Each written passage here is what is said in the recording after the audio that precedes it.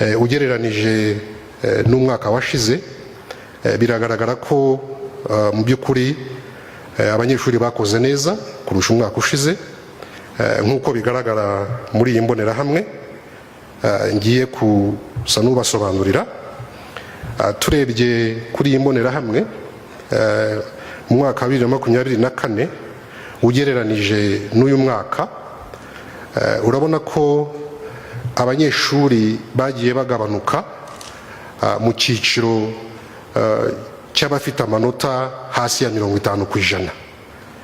Ni ukuvuga ngo turebye muri iriya bara ry'umweru, reka dufate nk'urugero muri 2024 ku bana bari bafite hagati y'amanota 30 na 40 twari dufite ibihumbi 10 birenga, ariko wajya muri uyu mwaka ukabona ko abana bari bafite hagati y'ayo manota bageze ku bihumbi 4. Ni ukuvuga ngo baragabanutse, uwo mubare wariyongeye ujya hejuru, ndetse wafata ku bari bafite hagati ya 40 na 50 bari ibihumbi 41 birenga, ariko muri uyu mwaka baragabanutse cyane bagera ku bihumbi 27.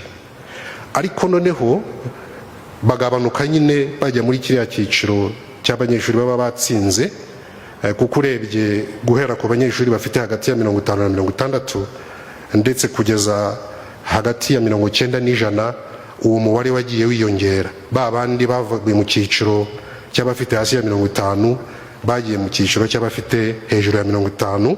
Nk'urugero umuntu yatanga nk'abanyeshuri umwaka ushize bari bafite hagati ya 30 ya 80 na 70 bari ibihumbi 3570, ariko uyu mwaka bageze ku bihumbi 50.